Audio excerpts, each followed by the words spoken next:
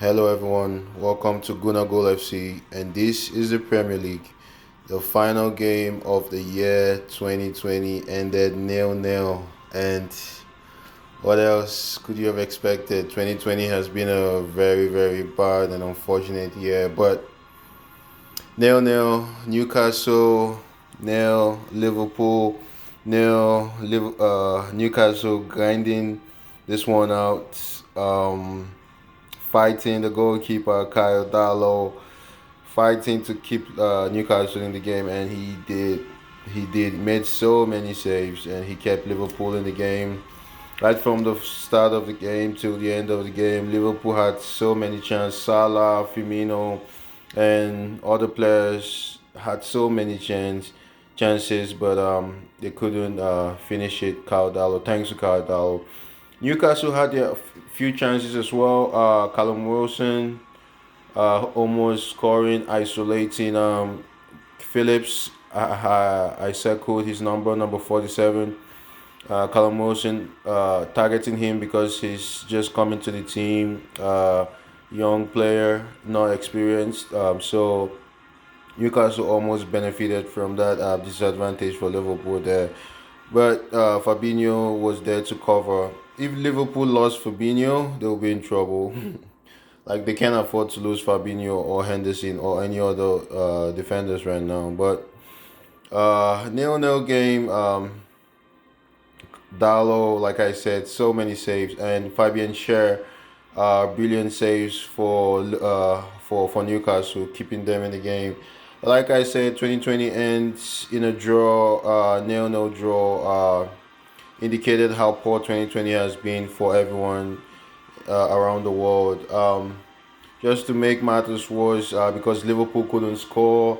Um, on the 98th minute at stoppage time, Salah was substituted. He had the most chances for Liverpool, and he was substituted at the end.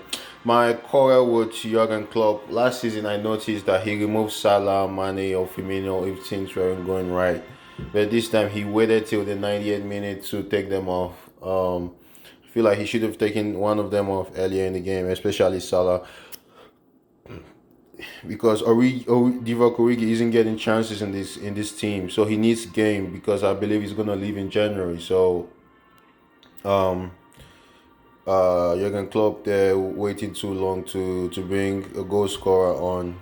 But like I said, my man of the match definitely will be Kyle Darlow. They say he only made 4 saves, but believe me, he made more than uh, 4 saves in this game, man. It felt like a lot of saves. He got away with one in the second half.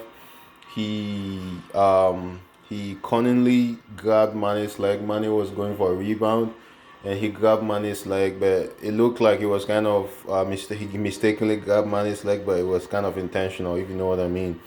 But Cardallo was my man of the match. If it wasn't for him, Newcastle wouldn't have a point from this game.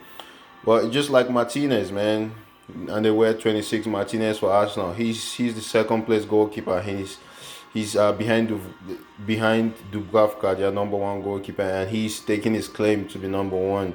When Dubravka comes back, he's gonna have a hard time taking the number one spot away from Caldalo right now.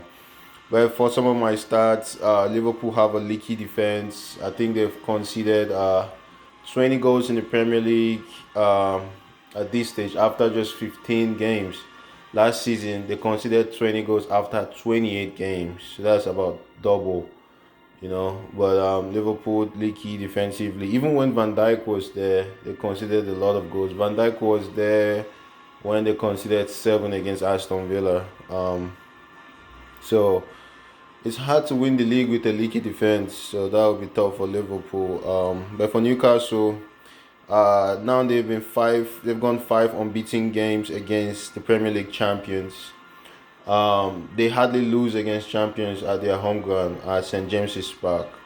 Played Liverpool, they played Man City, they've played Chelsea, they've played Leicester, and they haven't lost at home. So good on Newcastle there. Um, they always show up against champions of the EPL. But for my analysis, Newcastle Fabian Scher, the three center backs they had, Fernandez, Scher, and Clark. They were excellent. Clark almost grabbed the goal at the end of the game there, but uh, Allison was brilliant. He made a brilliant save. But Fabian Scher was excellent. Caldalo was fantastic. Kept Newcastle in the game. I think Fabian Scher made a goal line clearance in the second half. But like I said, they capitalized. Newcastle capitalized on Liverpool's weakness at the back, which was Phillips. I think his name is Ryan Phillips. Because there's no Matip, no Van Dijk.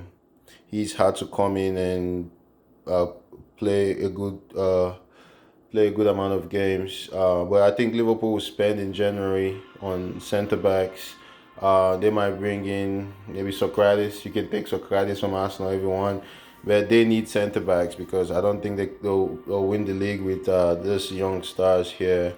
But Newcastle had organized structure. They were organized in defense. Like you could tell that Steve Bruce really drilled them.